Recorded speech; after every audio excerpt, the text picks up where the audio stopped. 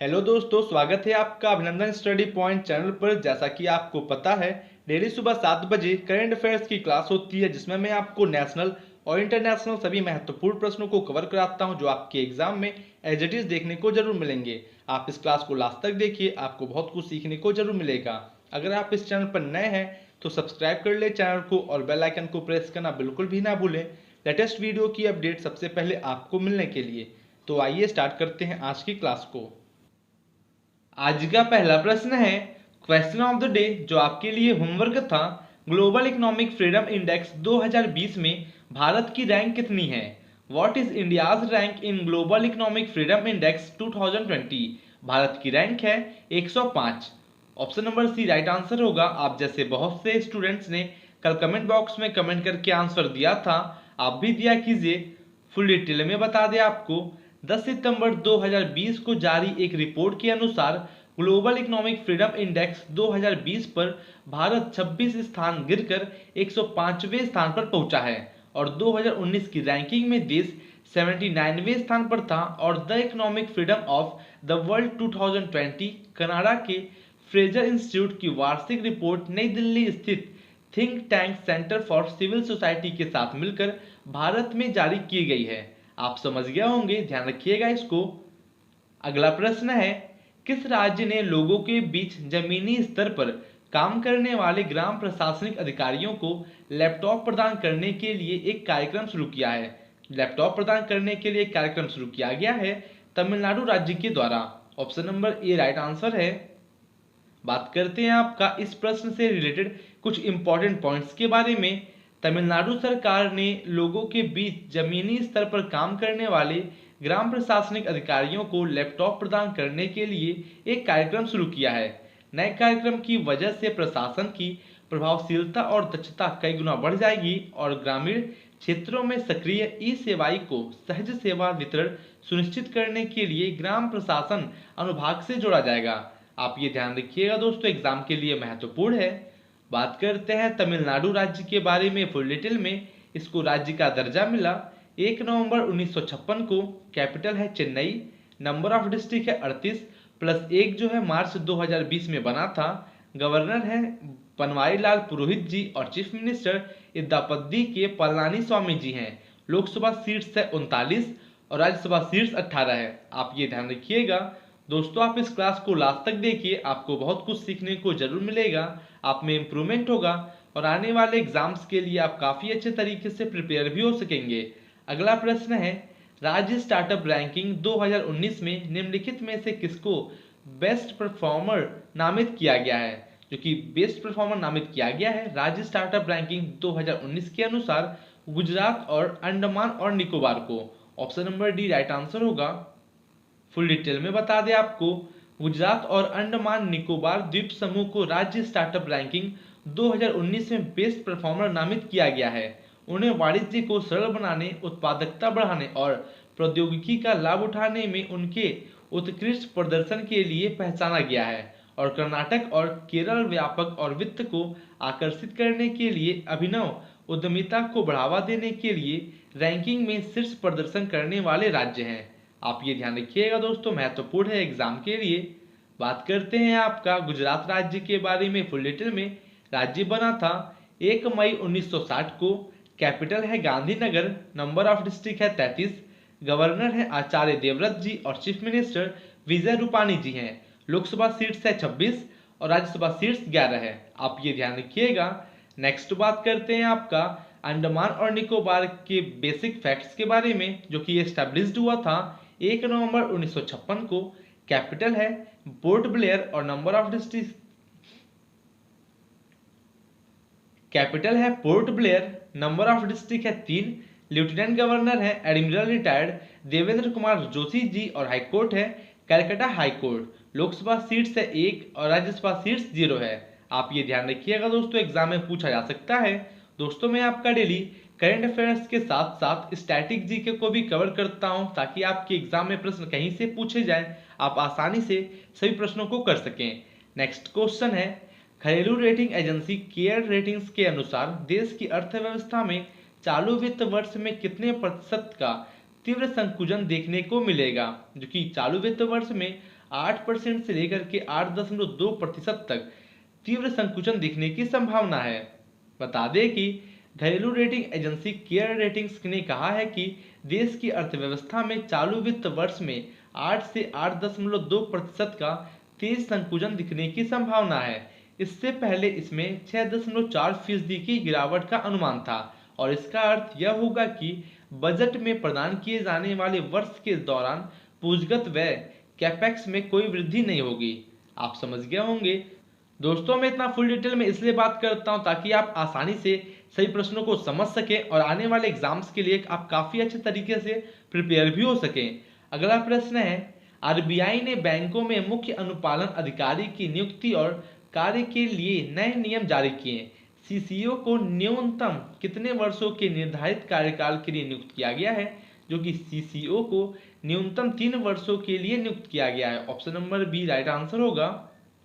भारतीय reserve bank ने बैंकों में मुख्य अनुपालन अधिकारी की नियुक्ति और कार्य के लिए नए नियम जारी किए हैं।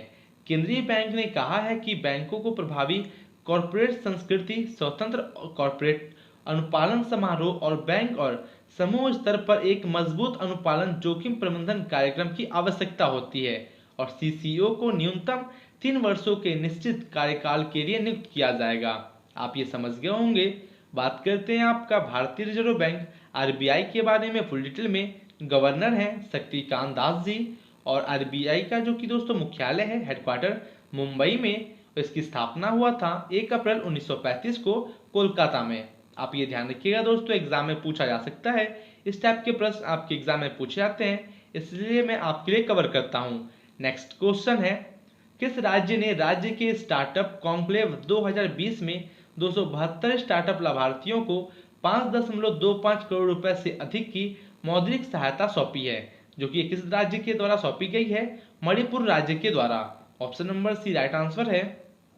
11 सितंबर 2020 को मणिपुर के मुख्यमंत्री एन बीरेन सिंह ने इम्फाल में मणिपुर स्टार्टअप कॉन्क्लेव 2020 में 272 स्टार्टअप लाभार्थियों को 5.25 करोड़ रुपए से अधिक की मौद्रिक सहायता सौंपी है और सहायता प्राप्त करने वालों में स्टैंडअप श्रेणी में 8 लाभार्थी, राजस्व चरण में 5 और योजना के आइडिया स्टेज में 259 शामिल थे।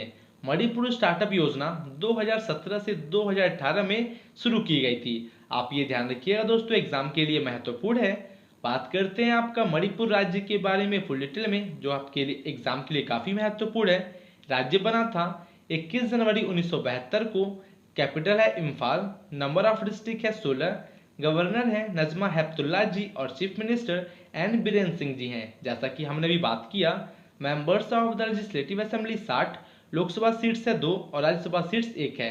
आप इसको ध्यान रखिएगा, अगर आप स्टेट लेवल के एग्जाम देंगे उसके लिए महत्वपूर्ण है और आने वाले अन्य सभी एग्जाम्स के लिए महत्वपूर्ण तो है ही। नेक्स्ट क्वेश्चन है, मार्टिन हेयरर निम्नलिखित में से किस विषय से संबंधित हैं? क्योंकि मार्टिन हेयरर निम्न में से आपका गणित से संबंधित है। Option number D right answer होगा। कठिनतम समीकरणों की शिक्षा लेने वाले कृतज्ञ ने अकादमी में सबसे आकर्षक पुरस्कार जीता है।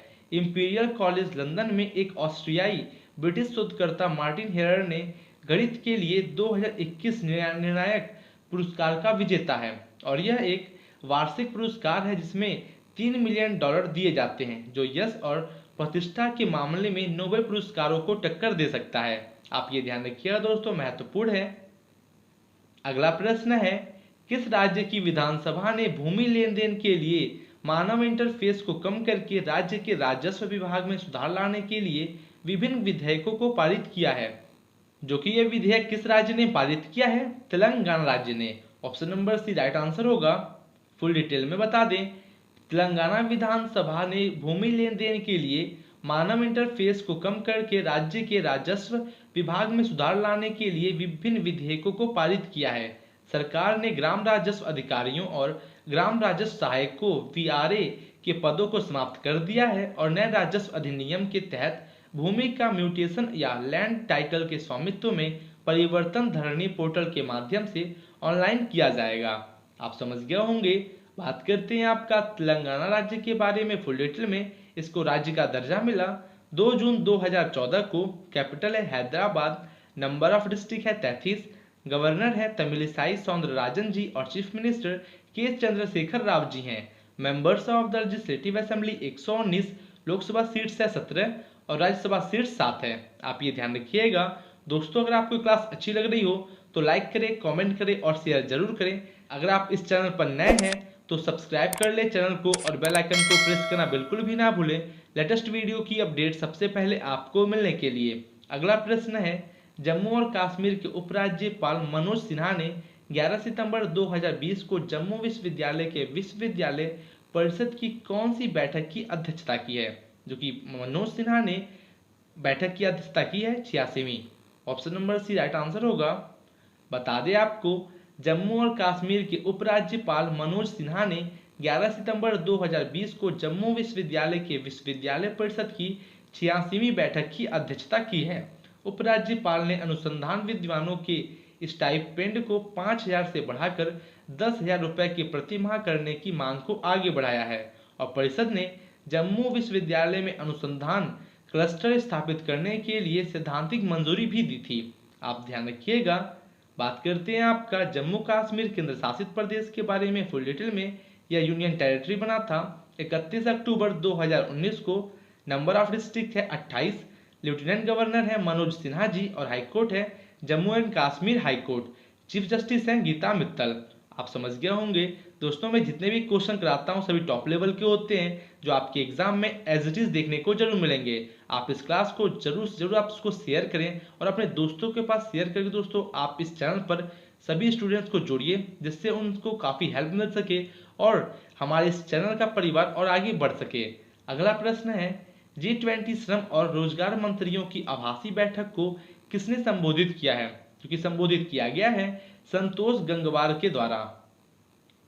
श्रम और रोजगार मंत्री संतोष गंगवार ने 10 सितंबर 2020 को G20 श्रम और रोजगार मंत्रियों की आभासी बैठक को संबोधित किया। उन्होंने सभी G20 सदस्यों से आह्वान किया कि वे कोविड-19 से होने वाली आम समस्याओं को समाधान खोजने के लिए मिलकर काम करते रहें और उन्होंने बताया है कि श्रमिकों की समस्याओं को कम करने के लिए भारत ने अपने श्रमिकों को मजदूरी के भुगतान के लिए अपने नियोक्ताओं को प्रोत्साहित किया है। आप समझ गए होंगे। दोस्तों, आपको कहीं भी कोई भी डाउट है आप कमेंट बॉक्स में कमेंट कर सकते हैं। आपके सभी डाउट को क्लियर जरूर किया जाएगा। नेक्स्ट है, YSR आसरा योजना से स्वयं सहायता समूहों से जुड़ी कितनी महिलाएं लाभान्वित होंगी? जो कि इससे जुड़ी 87 लाख महिलाएं लाभान्वित होंगी। Option number B right answer होगा। बता दें कि आंध्र प्रदेश के मुख्यमंत्री YS जगनमोहन रेड्डी ने YSR आसरा योजना शुरू की है। इसका लाभ 8.71 लाख स्वयं सहायता समूहों से जुड़ी 87 लाख महिलाओं को होगा और यह योजना पात्र महिलाओं के बैंक खातों में कुल 4 किस्तों में 87,168 करोड़ रुपए धनराशि जमा करने का वादा करती है और उन्होंने 11 सितंबर 2020 को 6,792 करोड़ रुपए की पहली किस्त जारी की है। आप ये ध्यान रखिएगा, एग्जाम में पूछा जा सकता है। बात करते हैं आपका आंध्र प्रदेश राज्य के बारे में।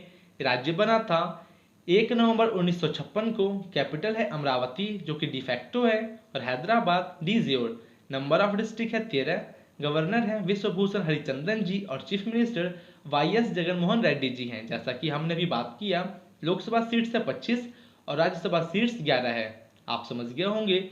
दोस्तों, अगर आपको इस क्लास की PDF चाहिए आपको इसी वीडियो के डिस्क्रिप्शन में टेलीग्राम ग्रुप की लिंक मिल जाएगी। आप उस लिंक से ग्रुप में ज्वाइन हो जाइए। आपको सभी PDF वहां पे प्रोवाइड कर दी जाती है।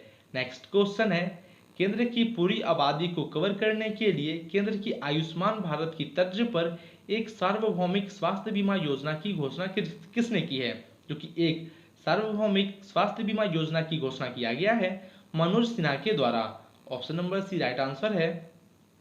जम्मू और कश्मीर के उपराज्यपाल मनोज सिन्हा ने केंद्र शासित प्रदेश की पूरी आबादी को कवर करने के लिए केंद्र की आयुष्मान भारत की तर्ज पर एक सार्वभौमिक स्वास्थ्य बीमा योजना की घोषणा की है। इस पर 123 करोड़ रुपए खर्च होंगे और यह योजना सभी निवासियों को स्वास्थ्य बीमा कवर प्रदान करेगी और इसमें सेवारत और सेवानिवृत्त कर्मचारियों और उनके परिवारों को भी शामिल किया जाएगा। आप ये ध्यान रखिएगा। बात करते हैं आपका जम्मू कश्मीर केंद्र शासित प्रदेश के बारे में फुल डिटेल में। जैसा कि हमने इससे पहले बात किया था, आपका रिवीजन हो जाएगा। यह यूनियन टेरिटरी बना था 31 अक्टूबर 2019 को। नंबर ऑफ डिस्ट्रिक्ट है 28। लेफ्टिनेंट गवर्नर है मनोज सिन्हा जी और हाईकोर्ट है जम्मू एंड कश्मीर हाईकोर्ट और चीफ जस्टिस हैं गीता मित्तल। आप ये समझ गए होंगे।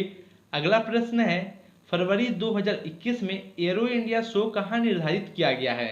Where is the aero India show scheduled in February 2021? तो दोस्तों ये है आपका आज का homework question of the day. आपको इसका आंसर कमेंट बॉक्स में कमेंट करके जरूर देना है। आप जैसे बहुत से स्टूडेंट्स डेली कमेंट बॉक्स में कमेंट करके आंसर देते हैं और मैं इसका आंसर आपको आपके नेक्स्ट सेशन में बताऊंगा। आशा करते हैं आपको क्लास काफ़ी अच्छी लगी होगी। अगर अच्छी लगी है तो लाइक करें, कमेंट करें और शेयर जरूर करें। शेयर करें उन सभी स्टूडेंट्स के पास जिसको इस क्लास से काफ़ी हेल्प मिल सके। तो मिलते हैं आपसे कल और बेहतरीन क्वेश्चंस के साथ। Thank you and good day.